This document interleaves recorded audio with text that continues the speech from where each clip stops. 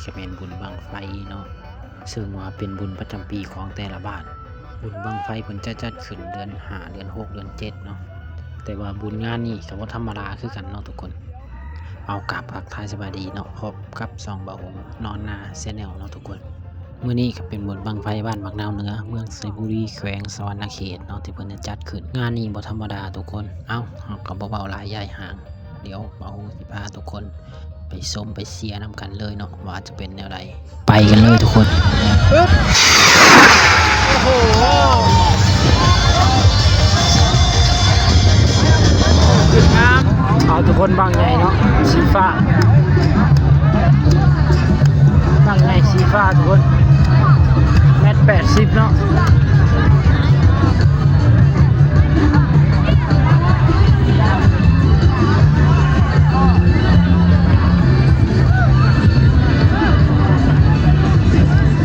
1.80 เนาะทุกคนตอนนี้เพิ่นกำลังจูดเนาะรอติดตามผลงานนำกัน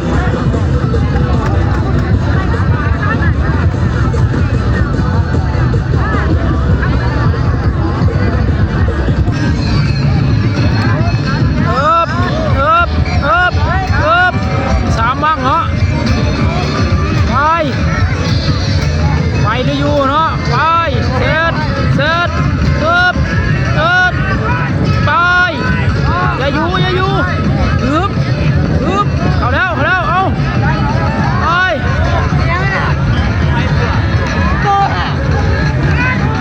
ไป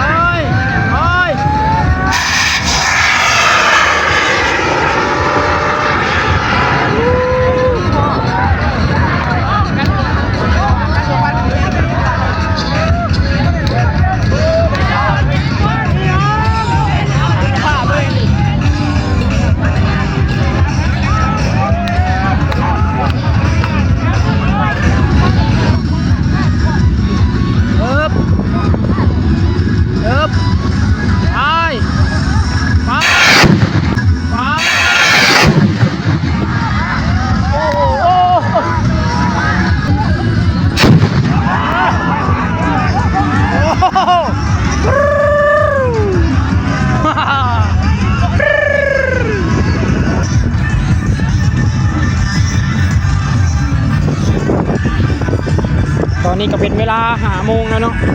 6 โมงแล้วเนาะทุกคน6 โมง 18 นาทีแล้วเริ่มค่ำแล้วเนาะบางไทยเฮาน่าจะบ่เบิดเนาะทุกคนตอนนี้เป็นเพิ่นจะสอดเอาเนาะบางนี่เนาะทุกคนบางฝากพี่น้องกดไลค์กดแชร์เนาะกดติดตามตอนนี้เพิ่นจะขึ้นสอดแล้วเนาะเนาะทุกคนเนาะ2บ้างนี่เพิ่นจะสอดเอาเนาะนี่สายเสียบอยู่ลำบากหงเนี่ยนี่ทุกคน2บ้างนี่นะจะบ่ใส่สนวนเนาะใส่สายไฟเลยแบบนี้ทันใจดีเพิ่นว่า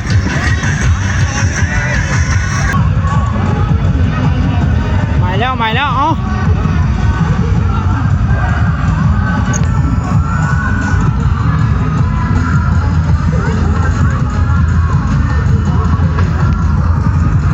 ลงมาเ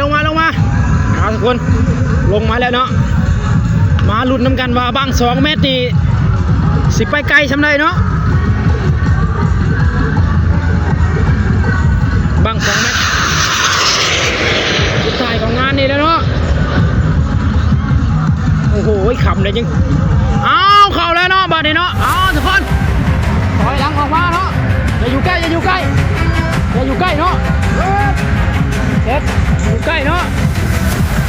ขึ้นไกลทำไรเนาะบางทีเนาะเด็ดใกล้แล้วได้เขาแล้วอึ๊บไหลยาวๆแล้วเนาะเด็ดโอ้โหไปโอ้รุ่นขนาดเนาะไปเด็ดอึ๊บไปเด็ดอึ๊บชนอึ๊บเอ้ยอึ๊บ อ้า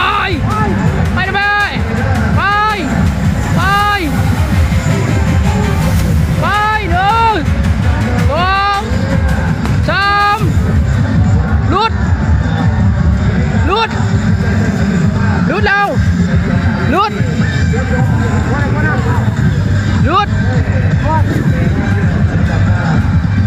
โอ้โหลุดเนาะทุกคนเนาะเป็นสีนาเสียดายเนาะรุ่นแทบตายสุดท้ายบ่เข้าโอ้ยเอาไหมเนาะเอาไหม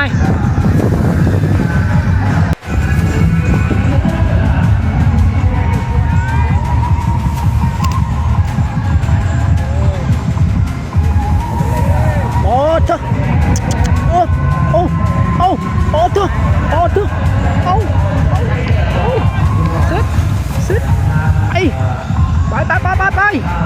ปเลยไหลเลยไปนะแม่อยู่ยังไงนี่ซึดกันแล้วไปโอ้ยอันนี้เนาะเอาบางที่สอง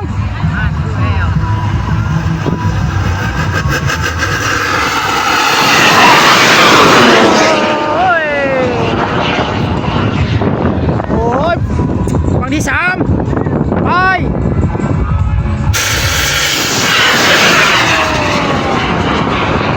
โอ้โหบังที่สามเอา3บังทุกคนไปเบิดเลย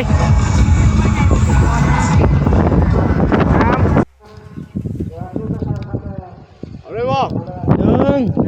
1 2 3ไป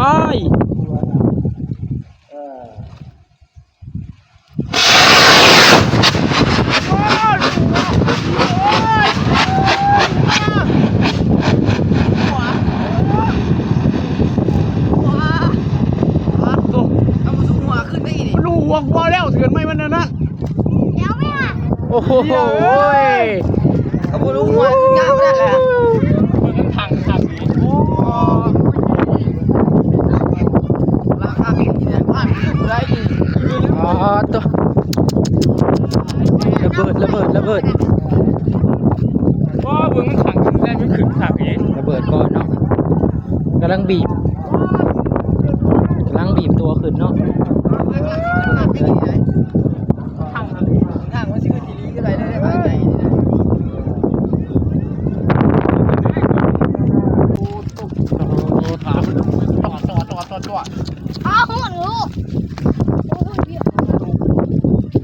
เรียกยอดเปียกวะเรียกยอดเห็นวะยิงบุตรทิศยังพีทำไมมันหัวผ่าน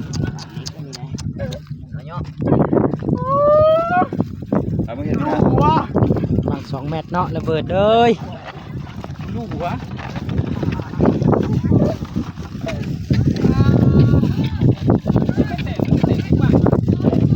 บาดนี่ต้องไฟลูกแตกเอาพอลงน้ำเลยบาดนี่ไม่ใช่น้ำมันก็เปียกเลยเอาพอลงเลยบาดนี่พ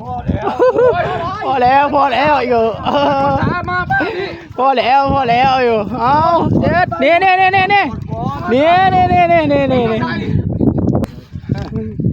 ถือไว้ไม่คอยมึงเงินได้เงินนี่เอามา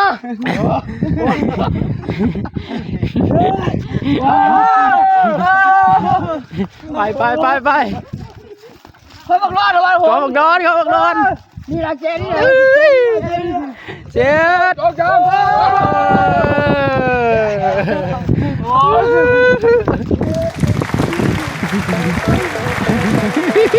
รับงานบุญปีนี้จบลงไปเนาะพี่น้องเนาะรับงานบุญปีจบลงไปยามวนชื่นเนาะปีนี้เบิดไปเนาะยังปีหน้าทุกคนกดไลค์กดแชร์กดติดตามเนาะเพื่อให้พวกผมมีกำลังใจในการเห็นคลิปคือเก่าให้พี่น้องไปท่านี้พวกผมสบายดีทุกคน